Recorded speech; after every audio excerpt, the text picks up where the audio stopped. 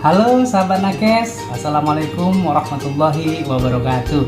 Alhamdulillah sudah dikeluarkan pengumuman data final seleksi administrasi peserta pelamar P3K jabatan fungsional tenaga kesehatan di masing-masing instansi pemerintah. Kami ucapkan selamat kepada yang lulus dan mari kita mulai mempersiapkan diri untuk tahap selanjutnya. Nah, mungkin sebagian dari kita masih ada nih yang belum paham apalagi sih setelah ini. Nah, di sini akan kita jabarkan bagaimana mekanisme pelaksanaannya. Baik, di sini kita bisa berpedoman pada Keputusan Menteri Pendayagunaan Aparatur Negara dan Reformasi Birokrasi Republik Indonesia Nomor 968 Tahun 2022 tentang mekanisme seleksi pegawai pemerintah dengan perjanjian kerja untuk jabatan fungsional tenaga kesehatan tahun anggaran 2022. Kemudian Peraturan Direktur Jenderal Tenaga Kesehatan Nomor HK.03.03-F-2268-2022 tentang petunjuk teknis, tata cara verifikasi penambahan nilai seleksi kompetensi teknis pegawai pemerintah dengan perjanjian kerja untuk jabatan fungsional kesehatan pada instansi pusat dan daerah tahun 2022. Dari pedoman tersebut, kita dapat melihat ke pasal 10. Tahapan seleksi pelamar P3K tenaga kesehatan meliputi yang pertama seleksi administrasi, yang kedua seleksi kompetensi, dan yang ketiga seleksi wawancara. Berarti ada dua tahapan lagi nih yang akan kita hadapi, yaitu seleksi kompetensi dan seleksi wawancara. Nah, yang mana keduanya itu menggunakan metode CIT, Computer Assistant Test, yang difasilitasi oleh BKN. Kompetensi untuk P3K, nah, dituangkan pada pasal 13. Nah, kompetensi apa aja? Yaitu yang pertama, seleksi kompetensi teknis, kemudian seleksi kompetensi manajerial, kemudian seleksi kompetensi sosiokultural, dan yang terakhir seleksi wawancara. Nah, dan ada tambahan nilai afirmasi untuk kriteria tertentu yang akan kita jabarkan bagaimana sistem penghitungannya. Yuk, mari. Ya, dapat kita lihat di sini bentuk afirmasi yang diberikan itu ada 5 kriteria yang mendapatkan penambahan nilai. Yang pertama, itu melamar pada fasilitas pelayanan kesehatan dengan kriteria terpencil dan sangat terpencil. Ini mendapat tambahan nilai 35% dari nilai maksimal kompetensi teknis. Keterangannya, ketentuan fasilitas pelayanan kesehatan dengan kriteria terpencil dan sangat terpencil sesuai Keputusan Menteri Kesehatan Nomor 1345 Tahun 2022 tentang data pusat kesehatan masyarakat terintegrasi semester pertama dan semester kedua tahun 2021. Nah, jadi fasilitas kesehatan tempat kita melamar sudah ditentukan ya oleh Kemenkes, masuk kategori biasa, terpencil atau sangat terpencil. Kriteria kedua, usia di atas 35 tahun dan memiliki masa kerja paling singkat 3 tahun secara terus-menerus, mendapatkan tambahan nilai 25% dari nilai maksimal kompetensi teknis. Keterangannya ini berlaku bagi tenaga kesehatan yang berusia 35 tahun ke atas dan melamar di fasilitas kesehatan tempat bekerja saat ini sebagai tenaga non-ASN selama 3 tahun secara terus-menerus. Nah, ini harus terpenuhi ya keterangan ini. Jadi, walaupun dia sudah berusia di atas 35 tahun, tapi tidak melamar ke fasilitas kesehatan tempat dia bekerja atau dia tidak bekerja 3 tahun selama berturut-turut, nah, ini tidak mendapatkan poin afirmasi. Kriteria ketiga yaitu untuk penyandang disabilitas. Ini mendapatkan tambahan nilai sebesar 10% dari nilai maksimal kompetensi teknis. Keterangannya, verifikasi akan dilakukan oleh panitia seleksi instansi dengan metode verifikasi video. Oke, cukup jelas ya. Kemudian untuk kriteria keempat itu melamar di fasilitas kesehatan tempat bekerja saat ini sebagai tenaga non-ASN. Ini mendapatkan tambahan nilai sebesar 15% dari nilai maksimal kompetensi teknis. Keterangannya, peserta terdaftar di SISDMK Kementerian Kesehatan berstatus aktif dan berkesesuaian antara jabatan yang dilamar dengan jabatan yang tertera dalam database. Jadi ini disesuaikan ya, formasi yang kita lamar dengan jabatan yang tertera di database SDMK.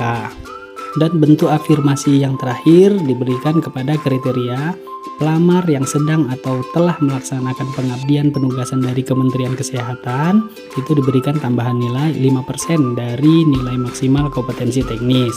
Keterangannya, pengabdian berupa salah satu dari beberapa penugasan sebagai berikut.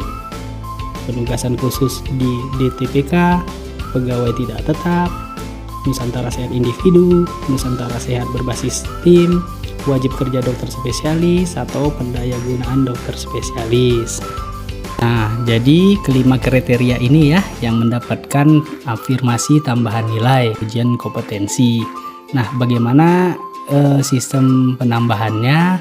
Ayo mari kita bahas lebih detail lagi. Nah, seperti yang telah dijelaskan sebelumnya, adapun materi yang diujikan nanti adalah kompetensi teknis, kompetensi manajerial, kompetensi sosial kultural, dan wawancara. Yang mana jumlah soal dari kompetensi teknis itu 90 soal, seleksi manajerial itu 25 soal, kompetensi sosial kultural itu 20 soal, dan wawancara terdiri dari 10 soal. Sehingga jumlah keseluruhan total dari soal adalah 145 soal. Nah, bagaimana cara sistem penghitungan nilainya? Ya, tadi kompetensi teknis itu ada 90 soal. Nah, cara menghitung nilainya, apabila kita menjawab benar, itu akan mendapatkan nilai 5. Sedangkan apabila kita salah menjawab atau tidak menjawab, itu mendapat nilai 0. Jadi total nilai yang bisa kita dapat dari 90 soal itu adalah 450. Nah, untuk nilai ambang batas kelulusan, ini ada dua macam. Nah, untuk tenaga kesehatan yang memiliki STR, itu nilai ambang batas kelulusannya 0. Nah, jadi walaupun kita tidak menjawab, mendapatkan nilai 0, kita sudah lulus kompetensi teknis.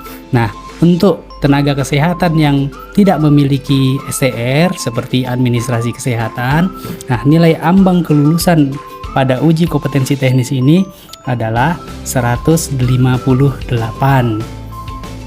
Kemudian untuk seleksi kompetensi manajerial itu terdiri dari 25 soal. Sistem penilaiannya, apabila kita menjawab paling tepat itu poinnya 4, sedangkan kita menjawab kurang tepat itu range-nya nilainya 1. Apabila tidak menjawab soal, tidak memilih jawaban, maka nilainya 0. Jadi total nilai yang kita dapat dari seleksi kompetensi manajerial ini dari 25 soal kita bisa mendapatkan poin 100. Lalu dari kompetensi sosial kultural itu terdiri dari 20 soal, yang mana range penilaiannya apabila kita menjawab sangat tepat itu poinnya 5, sedangkan kita menjawab kurang tepat itu poinnya 1. Apabila tidak memilih jawaban mendapatkan poin 0. Jadi dari 20 soal kompetensi sosial kultural ini kita dapat mendapatkan skor maksimal 100, yang mana apabila dijumlahkan kedua kompetensi manajerial dan kultural ini akan mendapatkan nilai maksimal 200 poin. Nah, untuk ambang batas kelulusan dari kedua kompetensi ini adalah 130. Nah, yang terakhir itu soal wawancara. Soal wawancara ini terdiri dari 10 soal, yang mana range penilaiannya itu untuk jawaban yang paling benar itu mendapatkan nilai 4, sedangkan untuk jawaban yang kurang tepat itu mendapatkan nilai 1, dan apabila kita tidak menjawab maka dapat nilai 0. Jadi dari 10 soal wawancara ini kita bisa mendapatkan nilai maksimal yaitu 40 poin. Dan ambang batas kelulusan untuk seleksi wawancara ini adalah 24. Nah, dan apabila kita jumlahkan keseluruhannya dari soal kompetensi teknis, kompetensi manajerial, kompetensi sosial kultural, dan wawancara, apabila dijumlahkan skor maksimalnya itu, kita bisa mendapatkan nilai maksimal yaitu 690. Jadi untuk lulus seleksi P3K ini diharapkan teman-teman lulus passing grade, yang mana seleksi kompetensi teknis, seleksi kompetensi manajerial, seleksi kompetensi sosial kultural, dan juga wawancara itu melebihi dari nilai ambang batas. Nah, setelah kita paham bagaimana sistem penghitungan bobot penilaiannya, bagaimana cara menghitung nilai afirmasi. Jadi, persentase afirmasi yang kita dapat itu adalah untuk penambahan nilai dari seleksi kompetensi teknis.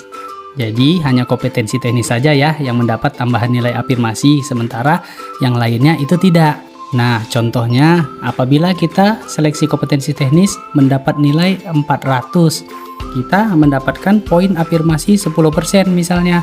Maka nilai akhir dari kompetensi teknis kita adalah 400 ditambah 45. Jadi kita mendapatkan poin maksimal itu 445.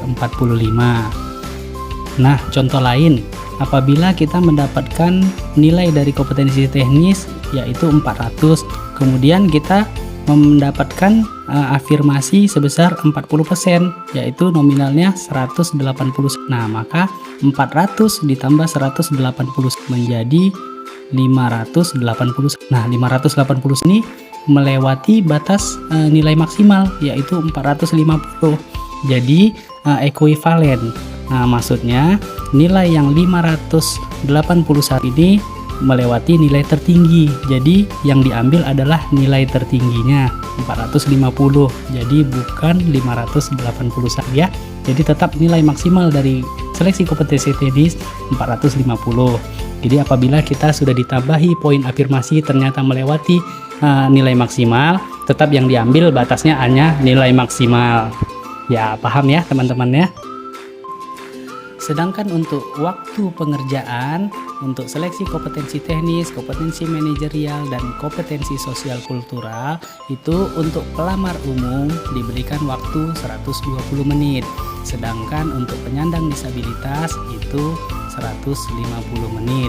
Kemudian untuk wawancaranya untuk pelamar umum itu diberikan waktu 10 menit. Sedangkan penyandang disabilitas itu 15 menit, sehingga total waktu yang diberikan untuk pelamar umum itu 130 menit, sedangkan untuk penyandang disabilitas itu diberikan waktu 165 menit. Nah, mudah-mudahan sudah cukup jelas ya sekarang. Ya, semoga saja informasi ini bermanfaat. Selamat menjalani ujian, semoga lulus P3K. Wassalamualaikum warahmatullahi wabarakatuh.